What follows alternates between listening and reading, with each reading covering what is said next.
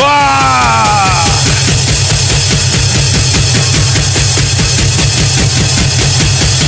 지난주보다가 훨씬 더 많이 모였어. We have even more people compared to last week. 경찰관님들 빨리 전 차단을 막아 달라니까. Police, please open up the roads. 지금 여기 동아면서점에 들어가 있는 사람들이 여기 통로에 있는 사람보다 훨씬 숫자가 많아요. Those are beneath Kyobo are 아니, more. 그런데 왜 이게 도대체가 안 막아주는 거야? 도대체가 That the 전체를 다 people who are 막아야지. standing 자, 충전가를 한번 하겠습니다. 충전가 준비. 헤헤이, 강화문도 공기가 빠졌어. 다시 충전가 준비. 그렇지. 반동은 위에서 아래로 하나 둘 셋 시작한다. 그렇지.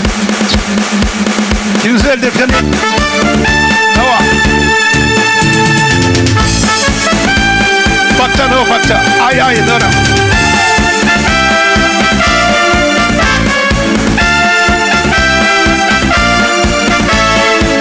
인생의 목숨은 초로하고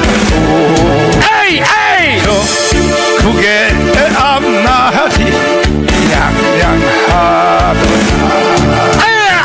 이 몸이 죽어서 나라가 산다면 이슬같이 기꺼이 죽으리라. 인생의 목숨은 초로하고 조국의 앞날이 양양하더라. 이 몸이 죽어서 나라가 산다면 이슬같이 기꺼이 죽으리라.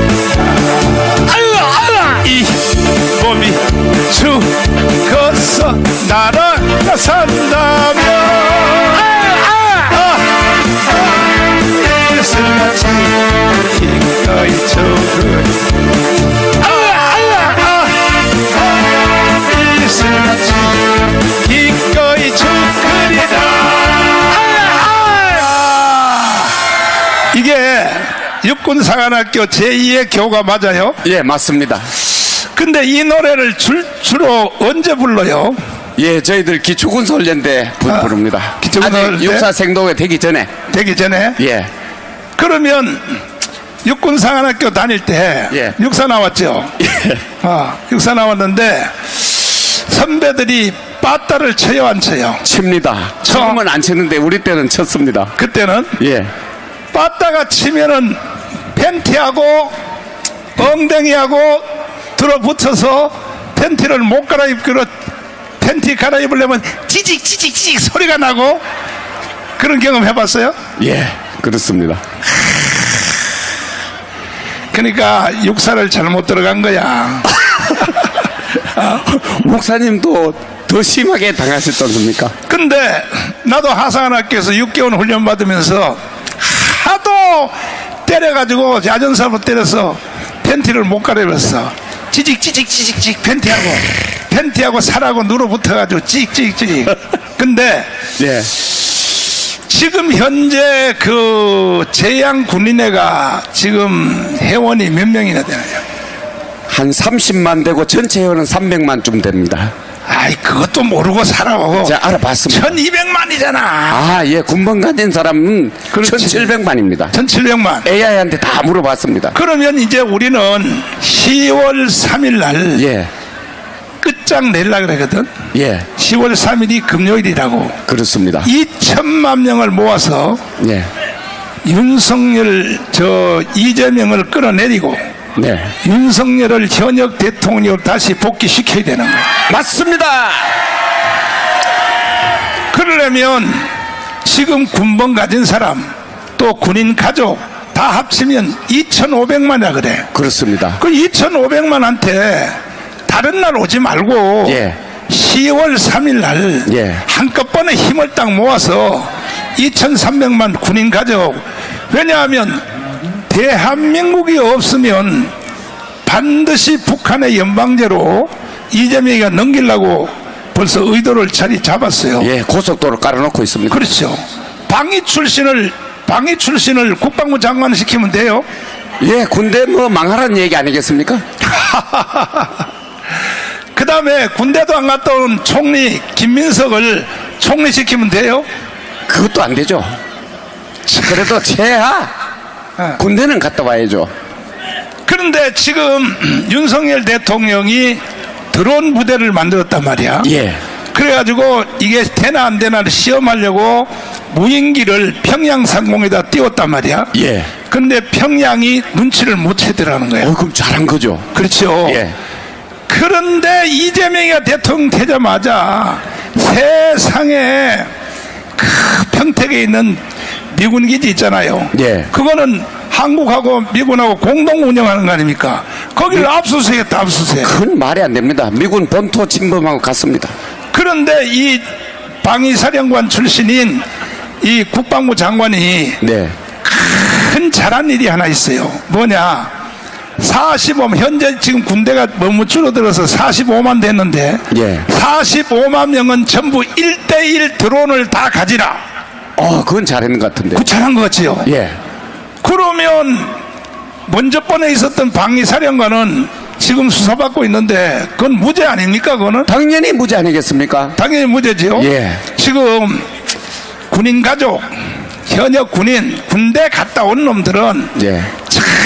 전부 다 2,500만 군인 가족까지 자식들까지 10월 3일 날 강화문에 오도록 명령을 하면 제대로 하면 해. 안 오면 다 죽인다고 명령해버려. 잘 들으셨죠? 우리 의장님께서 말씀하셨습니다.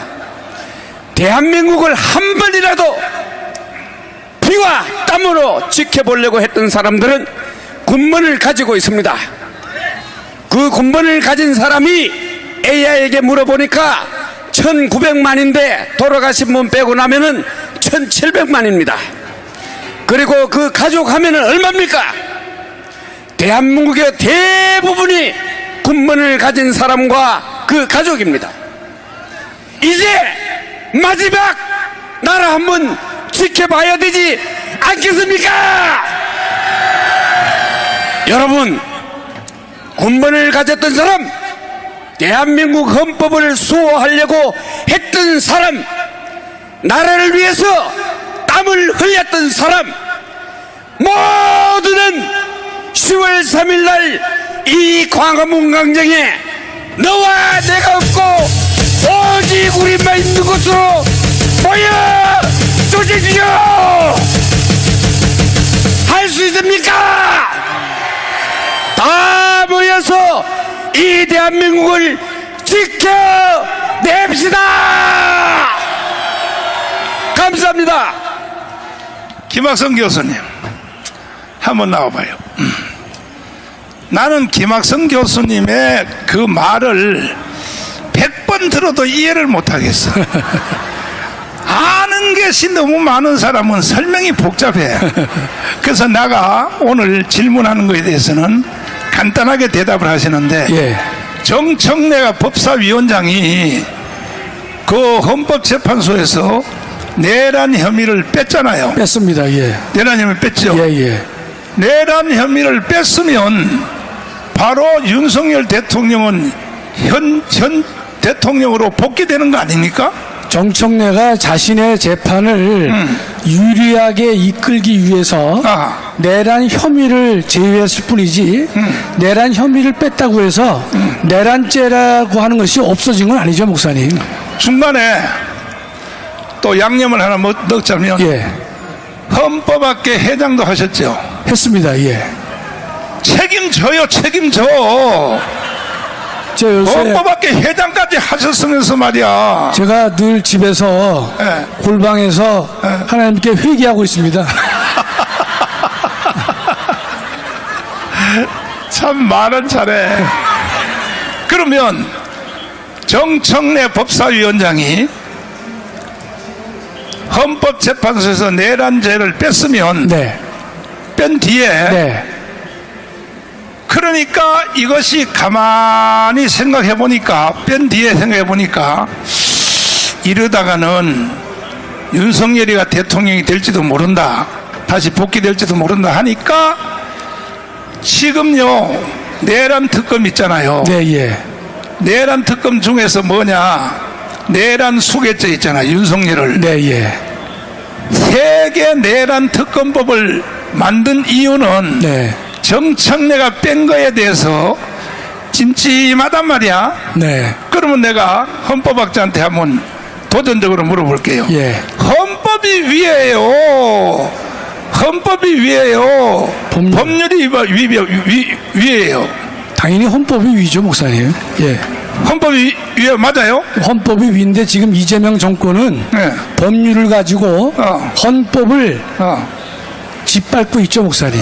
하하. 그러니까 보통 독재자들의 행태를 보면 네. 헌법을 고치기 어려우니까 하위법인 법률을 가지고 헌법을 땅에 묻거나 처박는 일을 해서 위헌적인 조치를 마구잡이로 하고 있습니다, 목사님. 까면서 지금 이재명이 그렇죠. 예. 경찰님들 차를 좀 열어줄 것 같아. 조금 한 칸만 또 들어줘봐. 지금 여기 뭐 앉을 자리가 없어. 그러니까 경찰님들 좀 열어주라고. 그래서요. 그러니까 저희가 이재명이 이 정청래가 헌법재판소에 청구할 때는 내란 혐의를 뺐잖아요, 목사님. 그렇죠. 국회에서 통과시킬 때에는 내란을 주된 대상으로 해서 통과시켰단 말이죠. 그렇지요. 그렇으면 헌법재판소가 정신이 똑바르면 네. 이거는 사건의 동일성이 없기 때문에 네. 국회로 다시 보내는 결정을 하든지 네. 아니면 요건이 안 된다라고 각하를 해야 되는데 그 정신 나간 그 문영배가 네. 헌재가 몽땅다 아무런 문제가 없다라고 해서 재판이 진행된 거예요, 목사님. 그런데 예. 문영배가 지금 다시 우파로 돌아온 것 같아. 우파로 돌아온 건 아니고요. 제가 볼 때는 이재명이가 연임을 시켜줄 줄 알았는데 아하. 연임을 안 시켜줬거든요. 하하. 그래서 그놈이 삐진 거예요. 삐졌구나. 그래서 지금 뭐 CBS 라디오 또 무슨 뭐 방송에 다니면서 네. 세상에 말이야. 헌법을 읽어보라고 얘기하죠. 그렇죠. 예, 예. 사법금 침해다. 사법금 그런 침해. 말을 하는 이유가 네. 본인은 연임할 수 있으니까 네. 재판관을 다시 하면서 소장으로 해줄 줄 알았어요, 문영배가. 지금 헌법 대법원장 조희대라고 알아요? 네, 예, 예. 조희대? 예, 예. 그러면 조희대가 이 사실은 그때 자기 자판을 해버렸으면 파기 자판했으면 대한민국이 만세했죠. 그러면 저 이재명이는 선거 나올 수 있어 없어요? 못했죠, 목사님. 못했지. 바로 구속인데 조희대 대법원장이 파기 자판을 못하고 파기 환송을 했단 말이죠. 그래서 이런 어려움을 당하는 겁니다, 목사님. 파기 환송을 한 것은 고등법원 판사들을 믿고 네. 당연히 그렇게 할 것이라고 했는데 고등법원 판사들이 개새끼들인 거야, 이게. 네, 맞아요.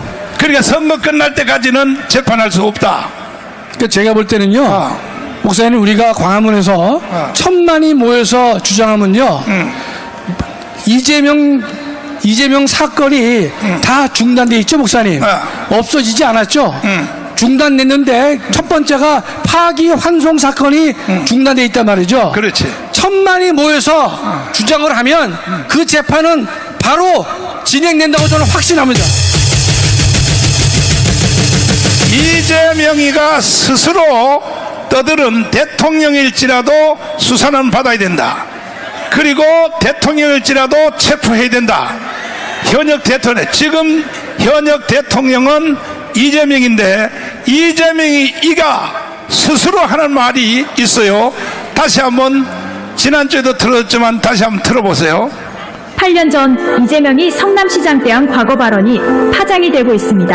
한번 들어보실까요? 대통령은 재직 중에 소출되지 않는다. 사실 수사 자체가 매우 어려운 측면이 있지만 저는 역대 어떤 대통령도 죄를 지으면 처벌받아야 되기 때문에 조사는 해야 된다. 전 세계 어디에도 대통령이 죄를 지었는데 대통령이라는 이유로 조사조차도 안 하는 것이 없지 않습니까? 당연히 소추가 금지될 뿐 수사가 금지되는 건 아니니까 그 수사에는 강제 수사, 압수수색, 체포, 구속 것까지 포함이 되니까 인위적으로 수사에 협조하지 않으면 강제로 잡아다가라도 수사를 함으로써 공업회 모두가 평등하다는 사실을 이번에 꼭 증명해야 됩니다. 작곡 발언을 한 이재명.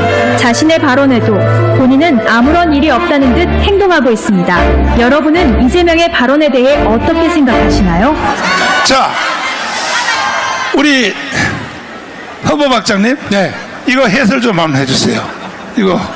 이건 깊은 해석이 필요 없고요. 이재명이는 말하면서 말을 바꾸는 놈이에요. 말하면서 말을 바꾸는 놈인데 더 이상 기대할 수가 없는 것이죠. 그러니까 우리는 천만이 모여드는 이유는요, 이재명의 사건이 다 중단돼 있거든요.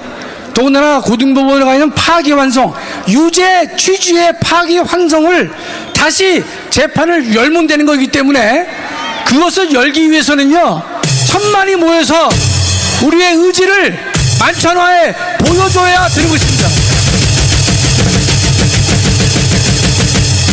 내가 거꾸로 한번 물어보려고 그래. 예. 아나 모르나? 네네. 예. 헌법 1조 1항 알아요? 제가 아직은 기억하고 있습니다. 예. 대한민국은 민주공화국이다 알았죠, 목사님? 그래요? 1조 1항. 이 항은 뭐예요? 대한민국의 주권은 제가 잘 몰라서 보고 읽을게요. 예. 대한민국의 주권은 국민에게 있고 모든 권력은 국민으로부터 나온다. 1조 2항입니다. 예. 그러면 이것이 바로 국민 저항권 아닙니까? 국민 주권과 저항권을 다 겸하고 있습니다, 목사님. 그렇죠. 예, 예. 그러니까 헌법보다가 국민 저항권이 위에요, 아래예요? 그러니까 1조 2항을 보면 같은 건데 우리는 저항권은 위기 시에 발동되는 권력이기 때문에 당연히 헌법보다 우위에 있는 권력이 되는 것입니다. 지금 목사님 네팔의 상황을 보시면 그렇지. 네팔의 젊은 학생들이 저항권을 행사했잖아요. 그렇지. 그러니까 총리가 다 그만두지 않습니까? 장관이 그만두잖아요. 새로운 정부가 만들어지잖아요. 헌법이 무너지고 새로운 헌법을 만들 수밖에 없는 상황이라고 하는 것은 네팔 청년들이 가지고 있는 저항권 행사 때문에 그와 같은 결론이 만들어지는 것입니다. 국민 저항권은 누가 행사할 수 있어요? 모든 국민이 행사할 수 있는 것이죠. 모든 국민이. 예, 또 모든 국민이 행사할 수 있는 건데 저항권이라고 하는 것은 폭력적인 국가 권력 행사가 존재했을 때는 그 저항권은 누구든지 행사할 수 있습니다. 누구든지. 또한 그 국가 권력에 대해서는 어디서든지 저항을 행사할 수 있는 것이고, 이 저항권은 언제든지 국가 폭력이 있을 때는 행사될 수 있는 것이 저항권의 특성이자 본질이 되는 것입니다. 이해됐어요? 이해됐어요? 국민 저항권은 누구든지 또 언제든지 어디서든지. 자, 마지막. 예. 네네. 국민 저항권이 실제로 네. 행사된 적이 수도 없이 많이 있지만 네네. 4.19와 5.16 때 행사됐죠. 4.19 때 특히 행사됐죠, 목사님. 그렇죠. 예, 예. 4.19 때 허가받고 4.19 혁명을 했어요? 안 했죠, 목사님? 당시 그 4.19 당시에 시민혁명이 일어났을 때에는 네. 국민들이 자발적으로 국가에 대해서 이의를 제기한 것이죠, 목사님. 그러면 4.19 혁명과 5.16 혁명이 일어났을 때 그때에 헌법 개조위원회를 만들어서 했어요. 일방적으로 4.19 세력들이 이거는 장면 정부는 나가라 네. 해서 바로 헌법이 바뀐 거 아닙니까? 내각제로. 그러니까 4.19 혁명에 의해서 제1공화국이 막을 내렸습니다. 그럴 때에는 헌법 개정 절차로 고친 것이 아니라 그 당시에 시민의 힘으로 1공화국은 막을 내리게 된 것입니다. 그렇죠. 예, 예. 그러면 4.19 혁명이 일어났을 때 네. 우리나라를 건국한 이승만 대통령이 네. 하야를 했잖아요. 하야를 해주셨죠. 예. 그러면 이재명 이 개새끼는 하야 해야 돼, 안 해야 돼요? 저 인간은 하야 안 할 인간이기 때문에 우리가 강제로 끌어내려야 되는 것입니다. 지금 4.19 당시에는 하나가 문제였습니다. 선거 부정만이 문제가 됐지만 그 당시에 대한민국 국민들은 다 총궐기에서 국가에 대해서 저항권을 행사했는데 지금의 대한민국은요, 선거 부정이라고는 하나의 이슈만 가지고 이 나라가 무너진 것이 아니라 어느 한 곳도 성한 것을 찾기 어려울 정도로 대한민국 전체가 다 무너져 내린 것입니다. 그렇다면 지금의 이런 상황하에서도 이재명을 끌어내리지 못한다면 대한민국은 세계 5대, 6대, 10대의 강국의 대열에 설 수 있는 자격이 저는 없다라고 저는 확신하고 있습니다. 맞습니다. 자, 지금 내가 다시 한번 물어보려고 그러는데 네. 지금 4.19 때 혁명이 이루어졌고 이승만 대통령이 하야했고 예. 장면 정부로 바꿨고 그렇습니다. 이것은 4.19 세력이 바꾼 거 아닙니까? 그렇습니다. 예. 그런데 결국은 이기붕 있잖아요. 네. 그 다음에 또 박마리아 박마리아. 예. 걔들이 4.19 혁명을 부정으로 했기 때문에 네. 결국은 친아들 이강석한테 어떻게 됐어요? 총으로 죽임을 당했죠, 목사님. 예, 예. 그러면 이재명도 자기 아들 이동호한테 총격당하겠네. 여기 있는 이동호가 둘인데요. 우리 애국 광화문의 연사이신 이동호는 이제 다시 하나님 앞에서 이 바로 서기로 선언했기 때문에 그건 제외가 되는데, 이재명의 아들 이동호는 얼마 전까지만 해도 많은 문제를 일으켰는데 그에 비해 그 아들인데 이동호와 그 이재명 아들 이동호한테 그런 것을 기대하기는 좀 어렵다고 생각합니다, 목사님. 그 10월 3일 날 개천절 날인데 네. 금요일인데 네. 그때도 여기에 연사로 오실 생각이 있어요? 목사님 그 질문이라고 하십니까 지금? 나 보니까 겁먹어서 안 올 것 같은 생각이 들어서. 이미 제 목숨은 하나님 앞에 국가 앞에 교회 앞에 바쳐졌습니다. 근데 성경에 보면 죽고자 하는 자는 살 것이고 살 것이요. 예, 예. 그럼 내가 볼 때 잘하면 다음에 대통령 되겠어. 근데 이제 대통령은 우리 팀에 경쟁자가 많기 때문에 저는 뭐 기도하는 것으로서 제가 대신하겠습니다. 예. 내가 몇 가지 더 물어볼 게 있으니까 내려가지 마시고 의자에 잠깐 기다렸다가 예. 내가 부르면 즉방 또 나오시길 바라고. 네네. 예. 자, 여러분 보십시오. 아직도 나한테 이 댓글을 통하여 공격하는 놈들이 있어요. 뭐라 그러냐? 나는 강화문 운동에 한 번도 빠진 적이 없다. 오늘까지도 빠진 적 없다. 그런데 정강훈 너 시킨 대로 했는데 된 게 뭐 있냐? 된 게 뭐 있냐 그래. 내가 들어보세요. 된 게 뭐 있냐고요? 이 강화문 운동을 통하여 이루어진 최고의 사건이 뭐냐? 윤석열을 대통령 만든 거야. 이런 것들을 모르는 거예요. 그것들도 주로 여자들이 질문을 해요. 질문한 여자들, 야, 이 개 같은 년들아. 그렇게 내 말을 이해 못하냐고. 윤석열이가 대통령 안 됐으면, 김학성 교수님, 다시, 내가 생각나서 다시 올라와요. 다시 올라와요. 윤석열이가 대통령 안 됐으면 여러분, 우리 대한민국이 존재할 수 있었어요? 자, 김대중, 네. 노무현, 문재인이가 평양에 가서 연방제를 서명한 것이 헌법적이요, 헌법 위반이에요.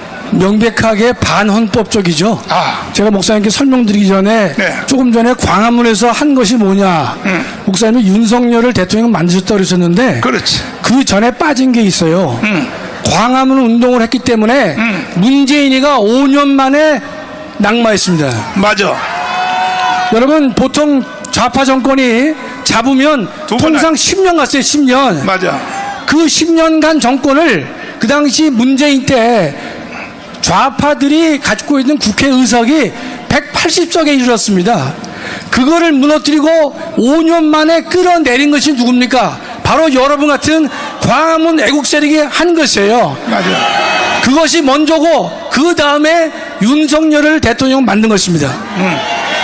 또 우리 목사님 말씀하신 이 3대 대통령이 북한에 가서 김대중, 김대중, 노무현, 문재인이가 예. 연방제 합의를 하고 왔지 않습니까? 그렇죠. 그거는 우리 헌법에 명백하게 위반되는 것이죠. 헌법 4조에 어긋나는 것이에요. 우리 헌법은 민족 간의 무조건적인 통일을 허락하지 않고 자유민주적 기본 질서에 입각한 통일만을 허락하는 것이 우리 헌법의 기본 정신입니다. 저거 읽어주세요. 저 헌법 4조 나오죠? 읽어주세요. 대한민국은 통일을 지향하며 자유민주적 기본 질서에 입각한 평화적 통일 정책을 수립하고 이를 추진한다. 이게 법률이에요, 헌법이에요? 헌법에 나와 있는 것이죠, 목사님? 헌법이죠. 예. 그런데 김대중, 노무현, 문재인이가 연방제를 통일하겠다고 서명까지 했는데, 그러면 우리나라하고 저 북한하고 연방제가 실제로 가능을 할 수 있어요, 없어요? 그 객관적으로 상식적으로 보더라도 성립될 수 없는 이유는, 헌법 조문을 별개로 하더라도 성립될 수 없는 이유는, 하나가 되기 위해서는요 적어도 기본 질서의 유사성이 있어야 되는데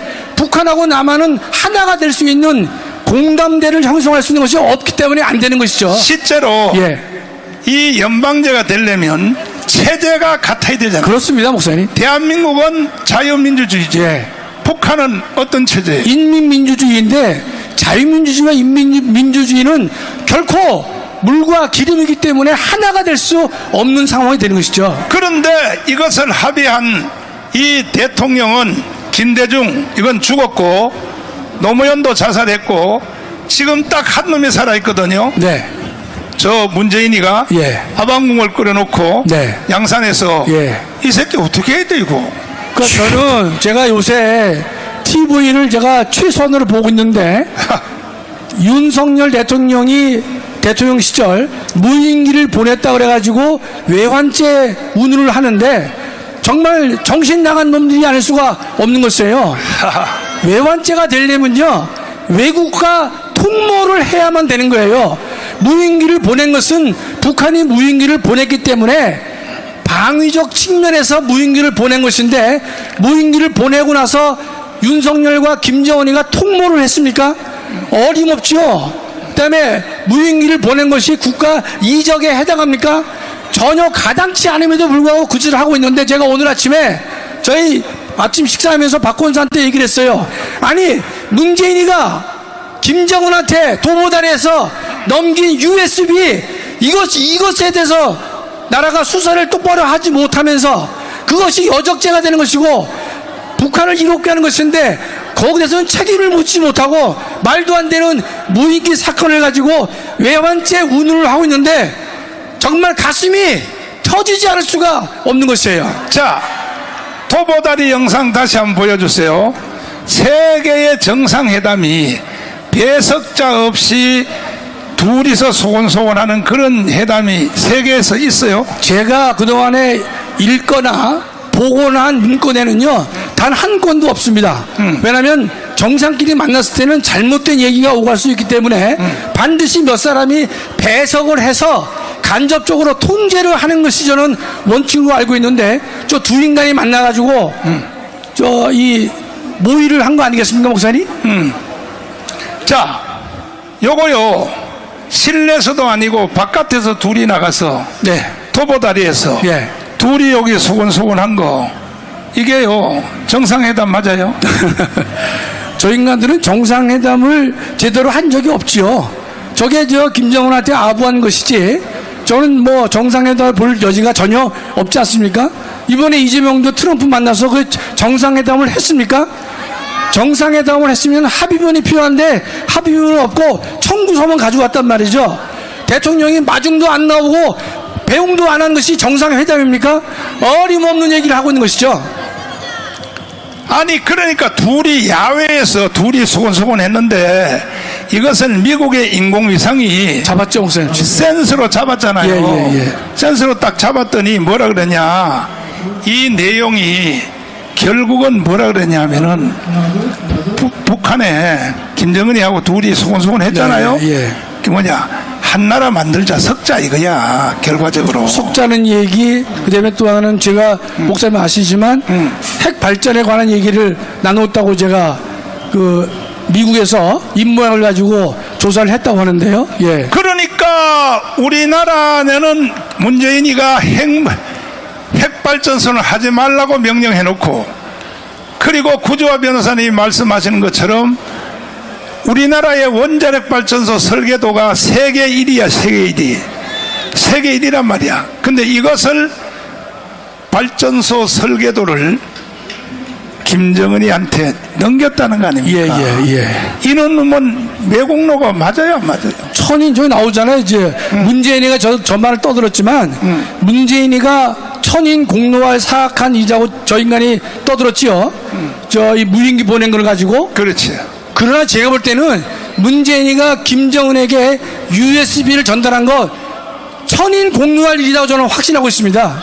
천인 공로, 하늘과 사람이 공통되게 분노한다가 천인 공로 아닙니까? 예. 맞습니다. 자, 내가 이렇게 사회를 톡톡톡톡 주제를 올려주니까 연설하는 것보다가 훨씬 더 쉽죠. 톡톡톡톡 주제를 올려주니까. 하여튼 네, 그렇습니다, 목사님. 이 목사들은요, 입으로 밥 먹고 사는 사람이라서 톡톡톡톡 올려주면은 그러면 제대로 이제 지른단 말이야. 에? 그러니까는 다음에 10월 3일 날 그날을 우리는 끝장내야 되거든. 맞습니다. 예. 예. 하늘이 열린 날인데 그렇지. 그날 여러분 천만 모여서 대한민국을 다시 살릴 수 있는 기회가 되어야 된다고 순전 믿습니다. 여러분 10월 3일 날 다 오실래요? 오시기 원하시면 두 손 들고 만세. 여러분들만 오면 안 돼. 2천만 명 데리고 와야 돼. 2천만 명. 나는 몸도 안 좋은데 왜 지난주에 화요일 날 대전, 수요일 날 대구, 그리고 금요일 날 또 부산 했는데, 내가 부산 갔다 와서 아침에 일어나 보니까 도저히 몸이 무너져서 오늘 가문강정에 못 나오게 생겼더라고. 그래도 안 되지. 나는 죽으면 죽으라 하고 나와야겠지. 그래서 내가 나온 것입니다. 이해되십니까? 다시 물어볼게요. 연방제로 북한으로 넘기면 돼요, 안 돼요? 북한의 연방제로 넘기면요, 기독교인들은 어떻게 될까요? 제일 먼저 예. 기독교인들이 처형될 것이고요. 또 공무원들도 처형될 것이고, 또 지식인들, 그것은 우리가 예상할 수 있는 것이 과거에 우리가 그런 경험을 했잖아, 목사님. 예. 했기 때문에 또 다른 나라의 예도 많기 때문에 우리가 연방제가 됐을 경우 대한민국의 교인들이 제일 먼저 희생을 당할 것이다. 그건 불을 보듯 명확합니다. 6.25를 경험해 보니까 네. 제일 첫 번째는 기독교인이 먼저 죽었고, 네. 두 번째는 경찰들이 다 죽은 거야. 네, 경찰들이. 경찰과 그 가족들 다 죽였죠. 혹시 네. 어려운 용어인데 예. 내가 네. 시험을 한번 보려고. 예. 보도연맹이라고 혹시 알아요? 잘 알죠, 목사님. 그걸 어떻게 알아? 역사학자도 아닌데. 목사님 모시고 참모 역할을 하려면 많은 거를 공부를 잘 해야 됩니다. 예. 그래서 보통 이 보도연맹할 때 보도는요, 오늘 깊은 얘기 안 드리겠지만, 보도라는 단어를 사람들이 헷갈려요. 뭐를 알린다 이 뜻이 아닙니다. 보도는 보존하고 인도한다. 도자를 잘 아시는 도자. 보존해서 인도한다는 게 보도입니다. 그 보도연맹을 많은 사람들은 뭔가 알리는, 보도한다, 이렇게 알고 있기 때문에 정확한 이해를 못할 경우가 많습니다. 자, 예. 도울이라고 알아요? 도울. 알죠, 목사님? 예. 도울이가 지금 한국신학대학에 한신대학, 예. 석자 교수를 하고 있어요. 참 나라가 미쳐 돌아가는 거죠. 예. 그런데 그놈이 뭐라 그러냐면 이승만의 무덤을 파서 한강에다 던져야 된다 그랬어. 네, 예. 이승만의 무덤을. 아니, 오늘 우리는 이승만이 없었으면 대한민국이 존재해요? 존재할 수 없습니다. 이승만 대통령은 하나님께서 대한민국을 살리기 위해서 또 대한민국을 80년 이후에도 하나님의 나라로 만들기 위해서 하나님이 허락하신 특별한 지도자라고 저는 확신하고 있습니다. 대한민국은 이승만이가 세웠고 박정희가 일으킨 나라야. 동의하시면 두 손 들고 만세. 그래서 세계 경제 6위요. 그리고 군사력 5위야 5위.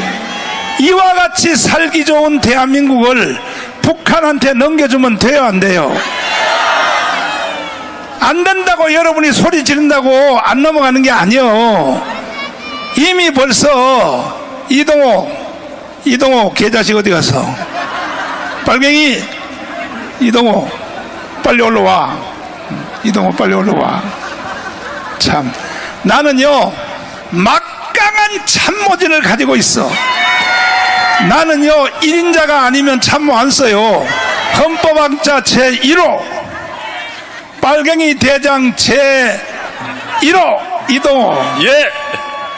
이미 대한민국은 예. 북한의 연방제로 예. 다 점령된 것 같은데 어떻게 생각해요? 그러니까 지금 현재 어쨌든 이재명이 하고 있는 게 북한의 혁명론에 지시하는 그러니까 민주연립정부라고 제가 계속 이야기하지만 이재명과 주사파 이석기 연립정부입니다. 하하. 그리고 그 역할을 지금 하고 있는데 내란 특검하는 게 파쇼 세력 척결이라는 북한의 지령을 그대로 수행하는 것입니다. 사실은 지금 이재명도 자기 맘대로 못하는 것 같아요. 지금 못하죠. 자기 마음대로 못합니다. 그러면 실제로 이재명을 뒤에서 조정하는 사람은 누구예요? 개딸이고 그다음에 개딸을 뒤에서 조정하는 건 전 제가 볼 땐 주사파 이석기와 이석기. 주사파 핵심 세력들입니다. 와. 지금 지난번에 이재명하고 당 대표가 국민의힘과 합의를 했거든요. 특검 수사를 이제 수사를 기간을 연장하지 않기로. 그런데 개딸이 반대하면서 하루 만에 뒤집어 버렸습니다. 그 이야기는 뭐냐면 이재명 위에 정청래 위에 개딸과 주사파가 있다는 얘기입니다. 그러면 내가 볼 때 이재명까지도 그 다음에 여기 이제 내가까지도 다 북한이 시킨 대로 김동식하고 우리 토크해봤잖아요. 예. 무장간첩. 예. 북한이 시킨 대로 하는 걸로 보이는데 어떻게 생각하세요? 지금 사실은 그래서 지금 총무비서관 김현진은 이석기 사람입니다. 그 친구가 지금 장관, 차관 모든 인선 다 했지 않습니까? 그러면 사실은 이재명 혼자 하는 게 아니라 지금 이석기의 지령을 받고 지금 현재 장차관 인선까지 다 하고 있다고 봐야 됩니다. 그럼 이석기 뒤에는 누가 있습니까? 북한입니다. 내가 볼 때는 청주 간첩담 사건 알아요? 예. 거기서 지령이 뭐라 내려왔어요? 거기서 이재명을 당선시키기 위해서 북한에서 이재명 당선시키기 위해서 조직적으로 지원해달라고 요청했고 그리고 그 이후에 이재명이 실제로 북한의 지령을 받은 주사파들의 총동원으로 여당 후보가 됐습니다.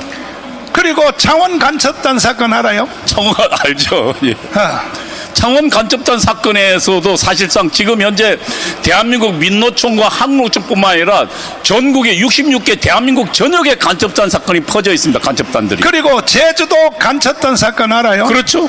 근데 이 모든 것은 다 언론 노조 있죠. 언론 노조 있죠. 언론 노조들은 내가 볼 때 거의 핵심 위에 있는 높은 사람들은 준 간첩으로 보여. 그럼요. 지금 민노총 산하에 있는 게 언론 노조입니다.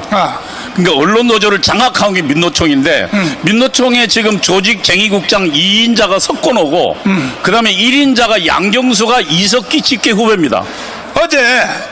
어제 그저께 며칠 전에 100일 동안 100일에 대하여 이재명이가 기자회견을 했잖아요. 예. 근데 기자들이 핵심적인 질문을 하나도 안 하는 이유가 왜 그럴까요? 그건 지금 이미 언론 노조는 그리고 기자들은 전부 민노총에 의해서 양경수 이석기에서 장악되어 있기 때문입니다. 그래서 지금 그들은 지금 북한이 원하는 그런 북한이 싫어하는 질문 하나도 안 합니다. 하나도 안 하지. 하나도 안 합니다.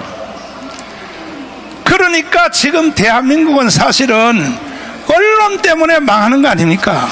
그래서 공산혁명이 일어날 때 공산당들이 가장 먼저 하는 게 언론을 장악하는 겁니다. 지금 우리나라는 이중으로 장악되어 있습니다. 첫 번째 민노총이 언론노조 장악하고 있고요. 그 다음에 이번에 방송법 통과시키면서 아예 민노총이 방송사를 아예 직접 들어가서 편성위원회를 다 장악하도록 만들어놨습니다. 이미. 하하. 근데 이진숙은 왜 끝까지 못 쫓아낼까? 이진숙은 지금 임기가 있으니까 저들이 무슨 작업을 했냐면은 방송통신위원회를 방송미디어통신미디어위원회로 바꿔서 아예 법을 바꿔서 그러면 법을 바꾸면 해당 이진숙 위원장 그만둬야 되거든요. 법을 바꿔서 이진숙 퇴진법을 만들어놨습니다. 말도 안 되는 그런데 짓이죠. 조중동을 비롯하여 공중파, KBS, MBC, SBS 이게 다 종북 언론으로 보도를 하고 있는데 심지어 우리나라의 사건 보다가 중국 전승절 있죠. 그렇죠. 전승절을 풀로 중계방송한단 말이야. 그렇죠. 방송에 다 나왔습니다. 왜 그러는 거야? 그게 지금 네. 현재 이번에 통과된 방송법에 따르면 무슨 방송을 할 것인가가 정하는 게 편성위원회입니다. 근데 편성위원회에 민노총이 들어가도록 되어 있습니다. 그리고 민노총하고 동수가 되어 있어요. 다시 말하면 무슨 방송을 틀 것은 전부 민노총이 결정하는 겁니다. 네. 그러면 지금 KBS, MBC, SBS도 전부 민노총의 결정사항에 따라서 중국의 전승절 행사를 중국의 반미 행사거든요. 반미 행사를 생중계해버렸죠. 그래서 내가 이것을 벌써 5년 전에 알아차리고 조중동을 비롯하여 모든 언론은 종북 언론 넘어갔다. 사실은 김대중이가 언론사 60개사를 북한으로 데려갔잖아요. 데려갔죠. 그때부터 공작이 시작했죠. 벌써 무너진 거죠. 그럼요. 우리나라 주요 언론사들 전부 북한으로 데려가서 밤중에 무슨 짓 했는지 모릅니다. 여러분 물어보겠습니다. 대한민국을 북한의 연방제로 넘겨주면 돼요? 나는 이걸 막기 위하여 5년째 자유일보를 발행하고 있단 말이야. 지금 우파 국민들도 정신을 못 차리고 있어. 여러분 자유일보 보는 사람 손 들어봐. 절반이야. 앞으로 한 달 안에 자유일보를 100만 부를 만들어야 돼요.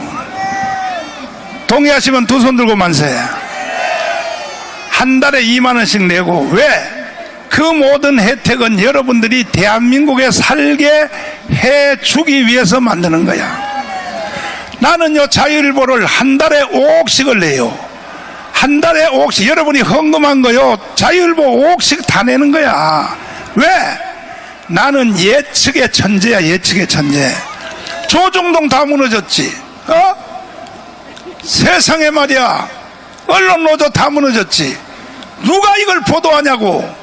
그래서 자유일보를 빨리, 이제 시간이 없어요. 한 달 안에 100만 부로 만들어서 여러분 다 선전해가지고, 안 그러면 말 한마디만 하면 돼. 대한민국은 연방제로 넘어간다. 연방제로 넘어간다. 이 말 길게 할 것 없어. 이걸 지키기 위해서는 자유일보를 봐라 해서 자유일보를 한 달 안에 100만 부 만들. 조선일보가 지금 60만 부로 떨어졌어요. 우리가 100만 부 되면요 모든 언론은 우리가 주장할 수 있어요. 근데 지금 자유일보가 5만 부밖에 안 돼. 5년 동안에. 이러니까 자유우파 여기 가문에 있는 여러분들도 정신 못 차리는 거야. 정신 못 차리는 거야. 그래서 한 달 안에 자유일보를 100만 부 만들기로 동의하시면 두 손 들고 만세. 책임져요. 이것은 여러분들이 대한민국에 살게 해주도록 위해서 내가 자유일보를 한 달에 5억씩을 지원하는 거야. 자 보세요.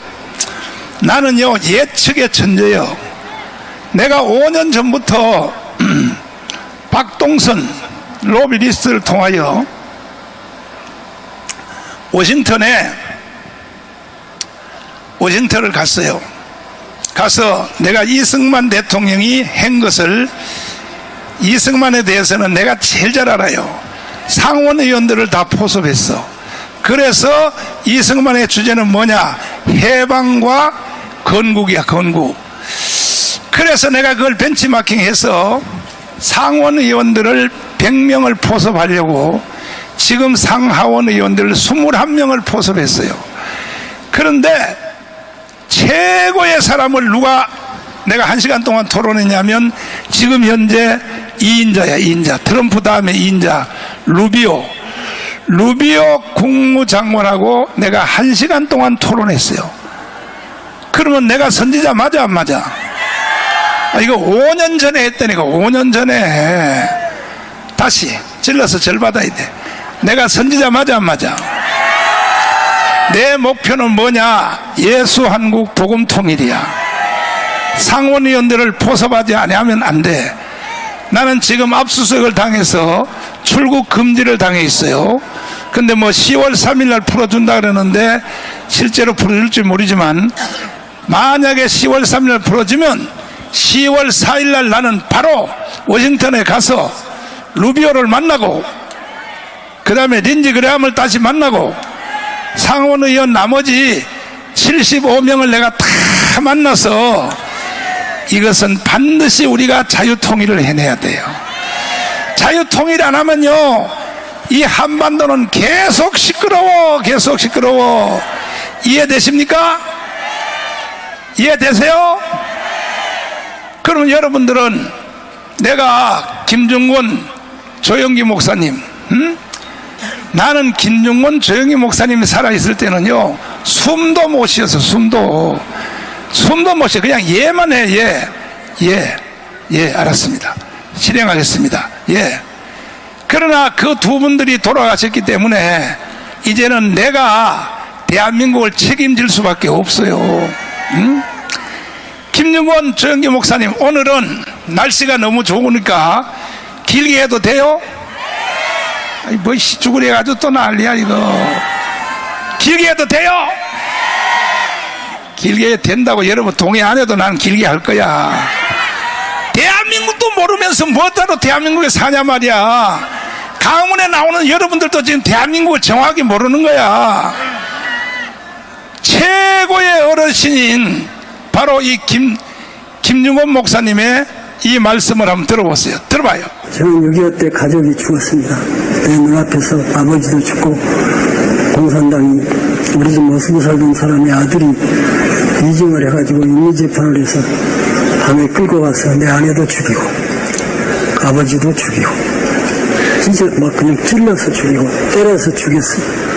나도 죽었다가 살아났는데 이 사람들이 끌고 다니다가 못 죽여요. 그건 정말 하나님이 개입 안 하면 있을 수 없는 얘기예요. 다 10사람이 공동 운명체가 되기 위해서 10사람이 하나씩 때려서 죽여야 돼. 돌로라도. 참여 안 하면 그 사람이 죽어요. 그러니까 아비 교환이고 지옥이었어요. 마을 공산당들이 시켜서 강요해서. 지금 만일에 국보법을 없애버리면 저 이순신 장군 동상 거기 김일성 동상을 칠 겁니다. 그리고 애국가 대신에 김일성 창가를 부를 것입니다. 세상이 이렇게 변해가고 있으면 그때가 되면은 기독교가 있느냐? 아, 중국도 있는데 왜 없어? 아닙니다. 이것은 명예 싸움입니다.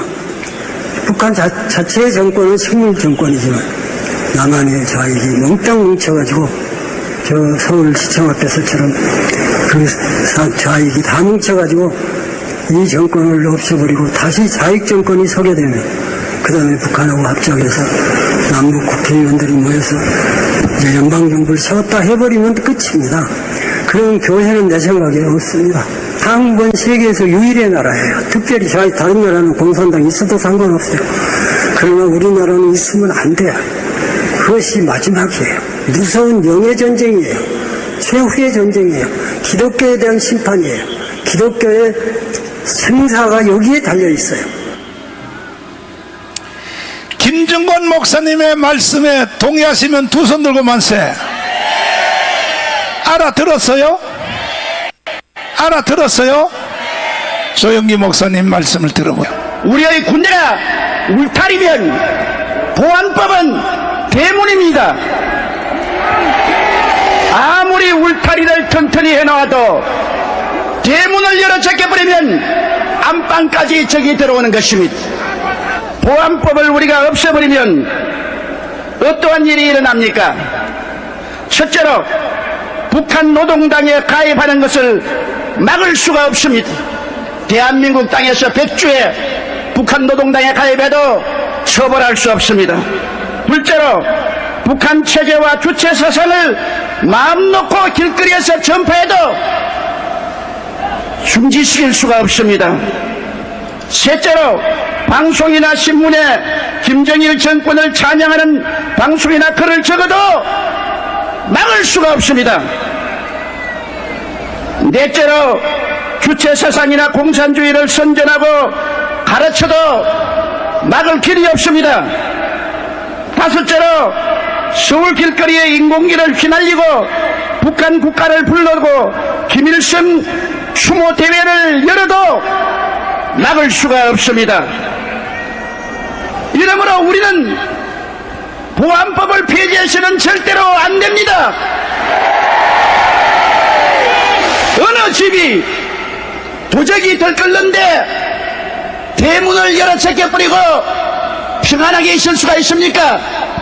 언제 보안법을 철폐할 수 있느냐? 북한의 침략 야욕이 사라졌을 때, 더 이상 우리의 적이 아닐 때 우리는 보안법을 없애도 좋습니다.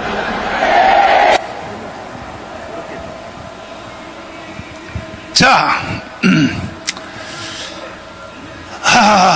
또 그 사이에 또 김학성이 또 내려가서 또 이게 방위 출신이라서 군기가 안 빠져가지고 내가 기다려 그랬는데 말이야. 참나 참 방해하고 놀래니까 힘들어.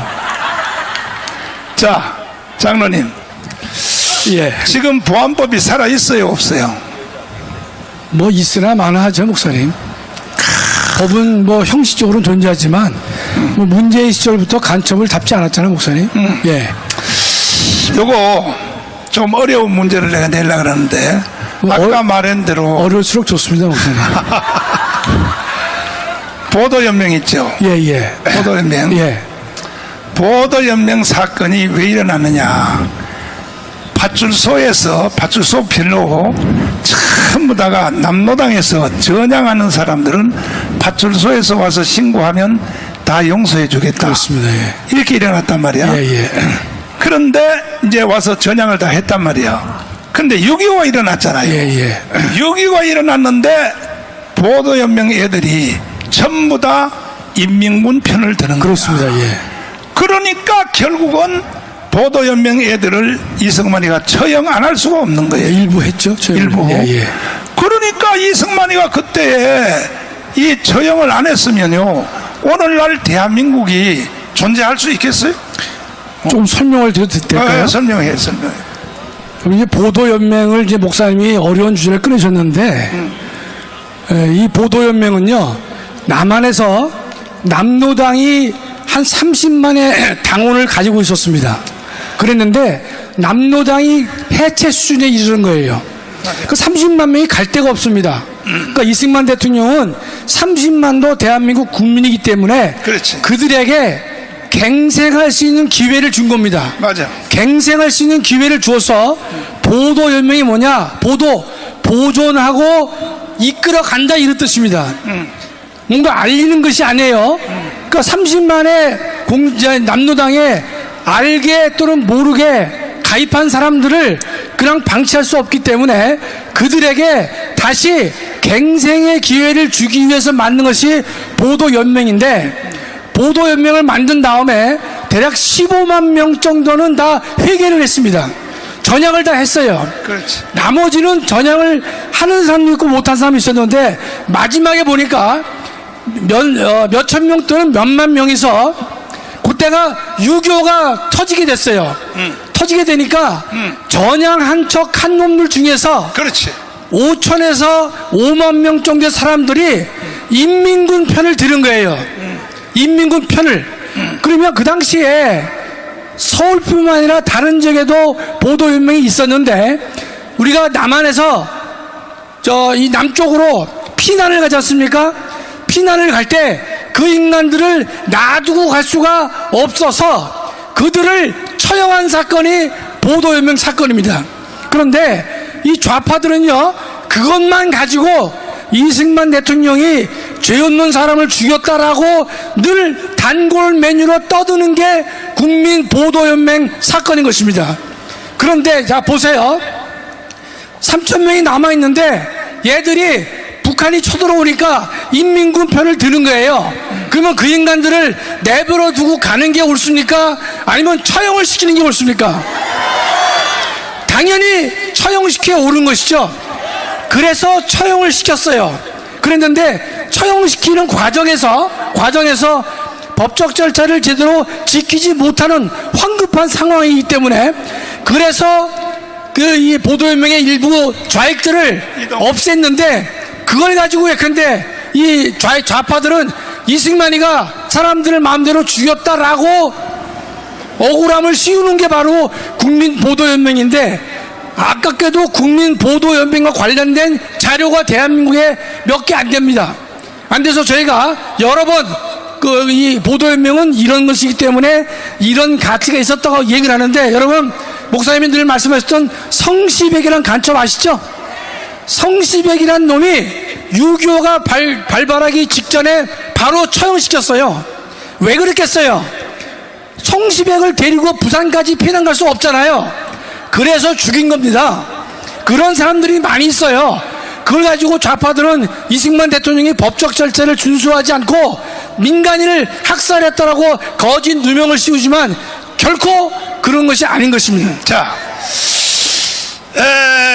헌법학자이기 때문에 성시백을 간단하게 설명했는데 성시백은요 원래 모택동 군대의 장교였었어요.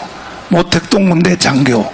근데 우리나라가 해방이 딱 되니까 나도 자기 나라로 돌아가겠다 하고 돌아간다 하니까 줄레 2인자 줄레 모택동 밑에 있는 줄레가 친서를 써줬어요.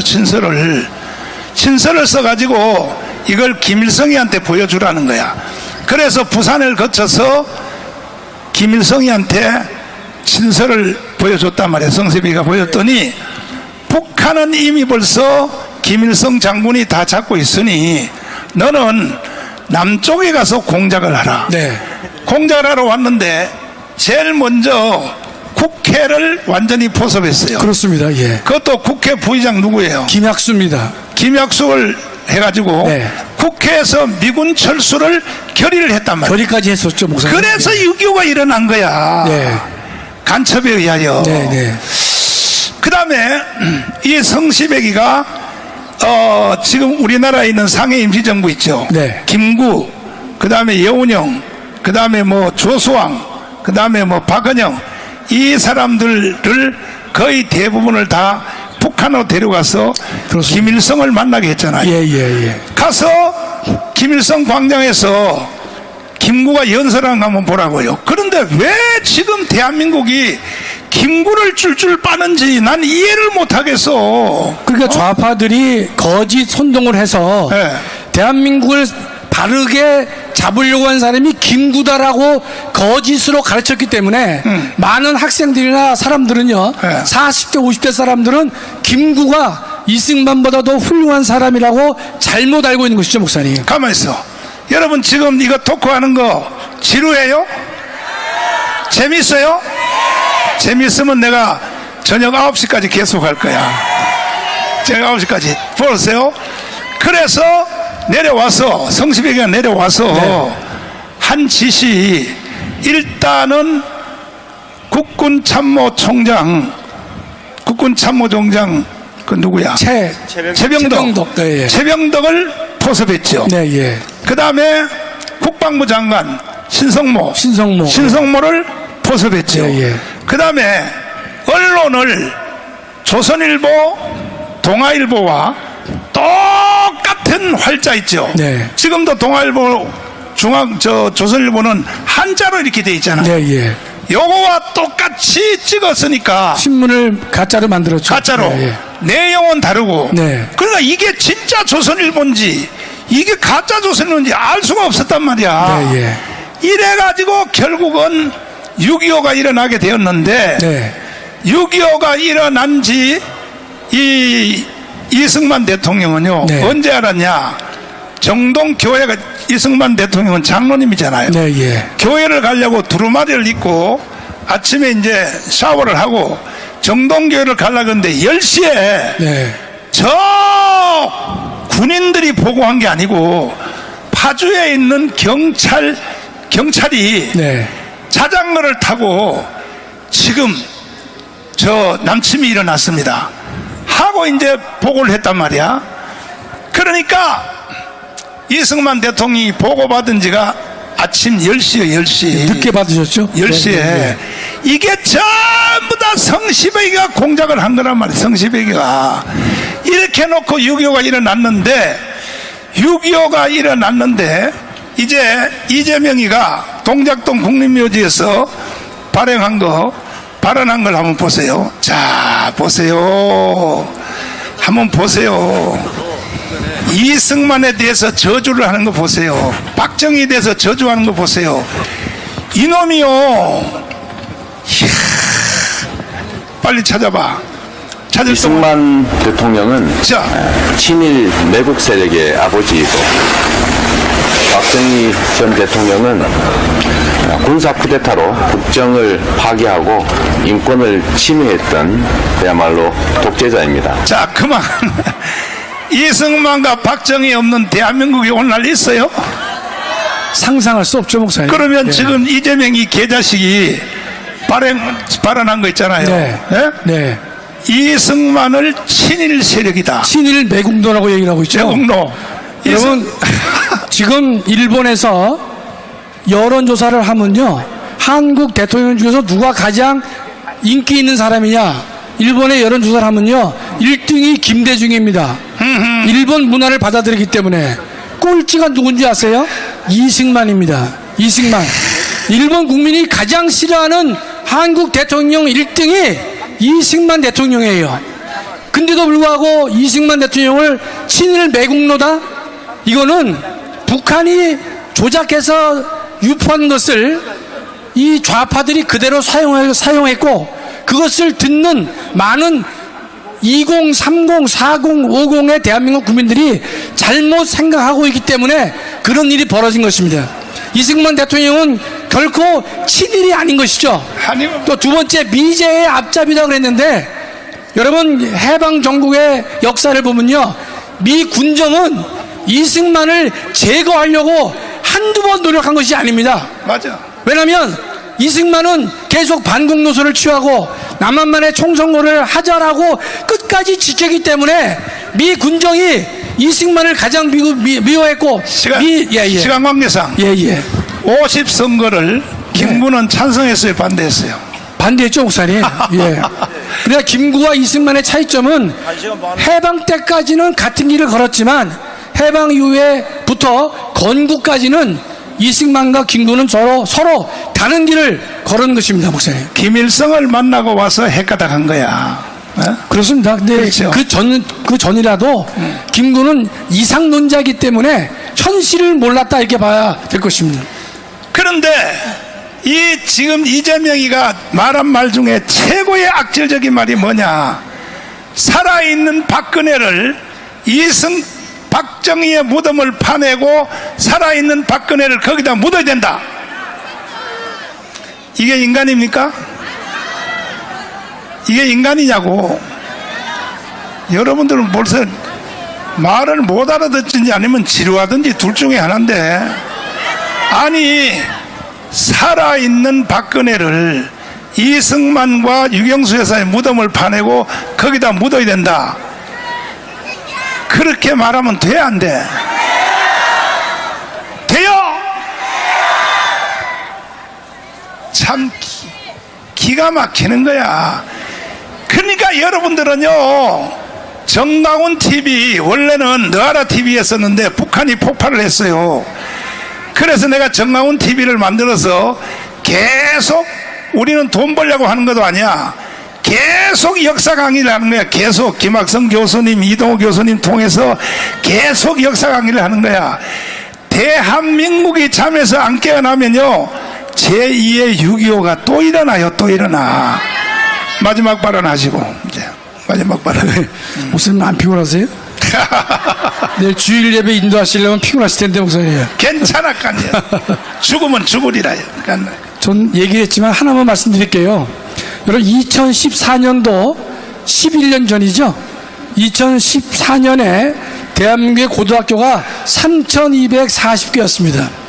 그랬는데 그 당시에 이 역사 교과서를 고등학교가 채택을 했는데 좌파 교과서와 우파 교과서가 있었는데 3,240개의 전 고등학교가 좌파 교과서를 다 채택한 것입니다. 2014년이에요. 11년 전에 이미 대한민국은 3,240개밖에 없는 고등학교에서 몽땅 다 좌파 역사 교과서를 사용하게 될 정도로 대한민국이 망했던 것이에요. 그랬는데 그 결과가 지금 미쳐지는 거 아니겠습니까? 그 전부터 잘못됐지만 결정적으로 고등학교 교과서가 좌파로 돼 있었는데 3,240대 빵이라고 하는 치욕적 숫자가 있었지만은 대한민국의 경종을 울릴 사람이 없이 우리는 그저 그렇게 살아왔던 것이에요. 정강훈 목사님께서 2019년 광화문운동을 개시하셨고 문재인을 끌어내리기 위해서 시작하셨는데 그 결과 문재인이 10년 가야 될 그 정권을 5년 만에 끌어내린 것은 여러분의 눈물과 피와 기도가 있었기 때문에 가능했던 것이에요. 그 이후에 이루어진 윤석열 대통령으로 만든 것도 우리 전광훈 목사님의 주도하셨고 광화문 애국 세력이 노력했기 때문에 된 것이라는 데에서는 추호의 의문의 가치도 없는 것입니다. 자, 그렇다면 지금의 이재명 정권에서 우리가 100일을 살았는데 정말 하루하루 시시각각 들려오는 소리를 들었을 경우에 정말 가슴 아프고 대한민국의 헌정 질서가 완전히 무너져 내린 것을 우리가 알 수 있기 때문에 이번 10월 3일 날 우리 광화문 애국 세력들은 정말로 힘을 합쳐서 이번만큼만은 우리가 목숨 걸고 싸울 소재가 생겼다고 저는 확신하고 있는 것입니다. 그렇다면 우리는 더 이상 가진 것이 없기 때문에 가진 것이라고 하는 우리 하나님이 주신 헌법을 초월하는 저항권을 가지고 대한민국을 살려야 될 것이고 대한민국 교회를 살리는데 우리 모두가 목숨 건 투쟁을 해야 된다고 저는 확신하고 있는 것입니다. 지금 단순히 구호로 외치는 것이 아니라 지금의 상황은 더 이상 대한민국의 정의를 기대할 수 없는 그런 상황으로 타락했기 때문에 지금 이것을 고쳐야 될 것인데 여기에 가장 앞장설 수밖에 없는 사람들은 누구인 것인가? 광화문 애국세력밖에 없다고 저는 믿고 있습니다. 여러분 힘을 내시고 또 노력하고 하나님께 기도하면서 대한민국을 살리기 위해서 10월 3일 날 정말로 수많은 무리들이 나와서 한 목소리를 내서 대한민국을 살리는데 여러분 목숨 걸고 싸워주시기를 간절히 부탁드립니다. 박수하겠습니다. 이동호 빨갱이가 나오겠습니다. 자, 6.25 전쟁이 일어났을 때 시체 사진 한번 보여주세요. 잘 보세요. 이렇게 6.25가 비참한 거야. 이거 보세요. 북한군 대전 형무소에서 집단 학살 몇 명이라고요? 안 보여요? 몇 명이야? 이 시체 누워있는 거에 6,000명이야. 6,000명. 그 다음 사진 보여주세요. 충주 민간인 학살 사건. 자 보세요. 6.25가 일어나면 내가 6.25가요 반드시 2년 안에 다시 일어날 수밖에 없어요. 일어난다니까요. 선지자의 말을 들으라니까. 이런 시체 구덩이 사건이 또 일어난다고. 그 다음 다시 보세요. 전주 민간인 학살 사건. 이거 보세요. 여러분 이런 걸 또 당하고 싶어요? 제일 먼저 죽을 사람이 여러분들이야. 여러분들. 다음 사진 보세요. 전주 민간인 학살 사건. 이거 보세요. 아니 이런 걸 보면서 충격을 안 받냐고. 이야. 다음 보세요. 또 경남 진주, 그때도 인민군이 경남 진주까지 갔어요. 낙동강까지는 못 넘었고 부산까지 못 넘었고. 이거 보세요. 전부 다 자기 아들, 자기 남편 찾으러 와서 시체를 확인하는 거 보시라고. 다음 보세요. 또 영광군 염산에는요, 영광군은요, 군민들 전체 중에 절반이 죽었어요. 절반이 죽었다고. 전라도가요 제일 많이 학살당했는데, 그런데 왜 전라도가 지금 말이야,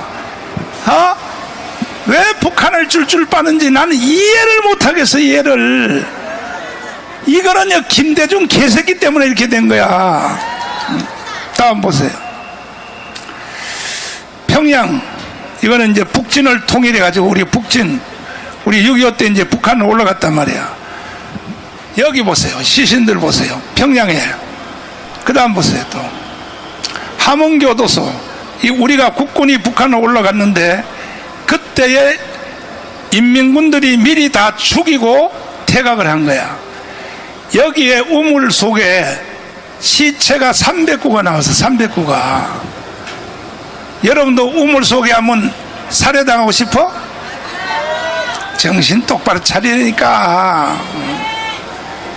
참 기가 막혀. 다음 이거 보세요. 이 시체 한번 보세요. 이 시체. 이거 동굴 속에다가 꺼낸, 동굴에서 꺼낸 시체들이야. 그 다음 보세요. 또 덕산 광산 경도에서 일본 놈들이요 금을 캐가려고 굴을 많이 팠어요. 그런데 거기다가 시체를 전부 다 밀어넣은 거야. 다음에 또 함흥 학살된 북한 우익 인사들. 왜냐하면은 요게 국군이 올라온다는 소식을 듣고 피하여 동굴 속으로 도망갔단 말이야. 대부분 왜? 기독교인들입니다, 목사님. 전부 기독교인들이야. 전부 기독교인들이야. 예. 그래서 국군이 올라오면은 이제 우리는 자수한다 이거야. 그러다가 동굴 속에 숨었다가요. 다음에 또 이거 보세요. 다음에 또 보세요. 이거 보세요. 도대체가 이거 애를 얻고 자기 남편 시체 찾으러 나온 걸 보세요. 이거 보시라고. 다음에 또 보세요. 대전 영무소 집단 sak살. 내가 처음이야. 자, 나는요 선지자야, 선지자. 반드시요 6.25 같은 사건이 다시 일어난다니까요. 일어나면 일단 이때 이동호, 예. 내가 물어볼게. 지금 주사파 애들은 예. 6.25가 일어나면 북한군 편들어요, 대한민국 편들어요? 북한 편듭니다. 지난번에 아로 사건 때 이미 그 전에 한번 그 이석기가 북한이 그 전쟁을 준비하라 그러니까 이석기가 자기 조직원들을 전부 소집해서 그때 모의한 게 아로 사건입니다. 그러니까 그때 당시 미군 유류를 습격하고 유류 저장고를 폭파시키고 그 다음에 대한민국의 통신을 마비시키기 위해서 기지국 폭파시키는 모의를 했다가 들킨 사건이 그 지금 아로 사건이거든요. 그보다 훨씬 더한 일이 지금 대한민국에서 벌어질 것입니다. 개딸들은 누구 편을 들까? 개딸들은 지금 이석기 조직원들입니다. 그 딸이 아닙니다. 주로 대부분 50대 남자들입니다. 그들이 지금 민노총 장악했고 민주당 장악한 사람들입니다. 이재명을 찍은 1640만 표. 예. 그 사람들은 누구 편을 들까? 그들 중에 상당수는 지금 아마 그 북한 편 들 겁니다. 그런데 이게 윤석열 대통령이 계엄령 12.3 계명령을 해서 신의 한 수야. 그래서 국민의 60%가 우파로 돌아온 것입니다. 여러분, 윤석열 대통령을 계엄령을 잘했다고 생각하시면 두 손 들고 만세. 안 그러면요 대한민국 국민들 우파고 좌파고 다 깊은 잠이 들 뻔했어. 윤석열 대통령이 지금은 고난을 당하고 있어도 반드시 현역 대통령으로 다시 돌아올 것입니다. 이해되십니까? 이재명은요 가짜 대통령이야. 이거는 중국과 그 다음에 북한이 해킹으로 조작하여 만든. 근데 마지막으로 예. 10월 30일 날 예. 중국 애들이 무비자, 예. 비자 없이 무제한 들어온다 그래. 예. 무제한. 예. 무제한 들어오면 내가 볼 때 1억 원 들어올 것 같아. 중국 애들이. 이렇게 되면 대한민국이 어떻게 되겠어요? 지금 지난번에 그 촛불 집회 때요. 그 중국 애들 참여를 막으니까 촛불 집회 참여 인원이 확 들어 10분의 1밖에 안 됐습니다. 다시 말하면 지금 현재 그동안 촛불 시위의 상당수도 중국 애들이 직접 참여해서 대한민국을 지금 정권을 흔들어 놓은 사례들로 볼 수 있습니다. 아마 지금 대한민국을 무너뜨리는 데 주력이 될 것이라고 이렇게 생각합니다. 자, 여러분들 오늘 강의 듣느라고 수고했는데 강의 1000번 만번 듣는 것보다가 나는 공산당이 싫어요. 영화 한 번 보는 것이 훨씬 더 좋아요. 감독님을 모시겠습니다. 네. 안녕하세요. 네. 우리는 공산당이 싫어요. 금기백입니다. 그들 몸 안에 흐르는 공산의 피, 우리 몸 안에 흐르는 애국의 피, 우리는 공산당이 싫어요. 여러분, 저는 2분만 짧게 하겠습니다. 목사님께서 말씀하시는 모든 것들이 우리는 공산당이 싫어요 이 영화에 다 나와 있습니다. 자꾸 우리 목사님 선지자님께서 우리는 공산당이 싫어요 이 영화 한 편을 보면은 대한민국이 연방교로 가는 것을 막을 수 있다고 하는 겁니다. 바로 개몽에 대해서 여러분들에게 이 영화를 소개해 드리겠습니다. 이 영화를 극장에다 하려다 보니까는 우리가 오전에 낮에 1시 2시 하다 보니까는 직장에 가고 학교에 가다 보니까 볼 수가 없습니다. 그래서 여러분들이 단체로 모아서 50명이든 이상이 되면은 극장이고 저희들이 교회에서 다 할 수 있습니다. 제가 간단하게 설명을 해드리겠습니다. 극장 상영 신청 안내하고 교회 상영 신청 안내가 있습니다. 극장은 일주일 전 신청을 하고 극장 관람 인원은 50명 이상이 모집이 되면은 배급사에서 지정한 영화관에서 상영해 줄 수가 있습니다. 그리고 일반은 14,000원, 15,000원인데 할인으로 해서 10,000원에 해주고 경로 우대는 7,000원으로 할 수가 있습니다. 그래서 단체가 선입금 후 단체 대표가 당일 극장에서 표를 수령해서 관람을 하게 됩니다. 그리고 만약에 시간이 도저히 없다, 청소년들도 봐야 되고 그럴 때는 교회에서 상영 신청 안내해 드리겠습니다. 교회 인원은 30명 이상부터 그리고 1인당 7,000원씩 관람료 입금 후 배급사에서 상영 링크를 보냅니다.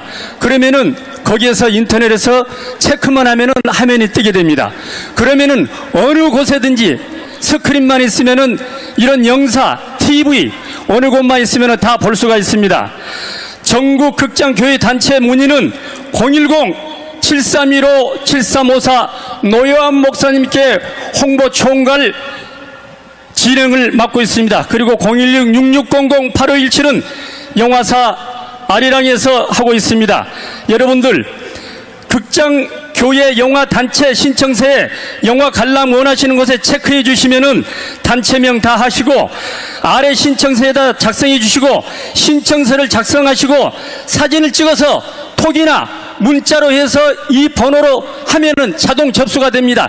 이메일로 하실 분은 하시되 어려우신 분은 이것을 꼭 참조해서 신청서를 작성해 주십시오.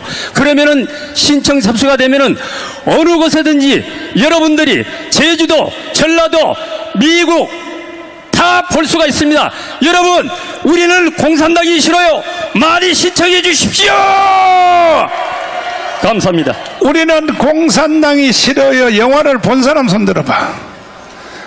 조금 본인이 안 보셨습니다. 3분의 1도 안 보네. 안타깝습니다. 이거 저기 다시 네네. 영화관을 안내를 다시 하라고 해가지고 아니 내가 이게 목표가 1,000만 명이 되니까 천만 명을 보호해야 되니까 안 그러면 대한민국에 희망 없어요. 그래서 그걸 다시 안내서를 어느 영화관 연다. 그걸 다시 교회로 하면 안 돼요. 교회로 하면 뭐 후져버려 벌써. 참난 그렇게도 몰라요. 감독이 돼가지고 참나 정말. 영화 정식 영화관에 열란 말이야. 정식 영화관에. 자.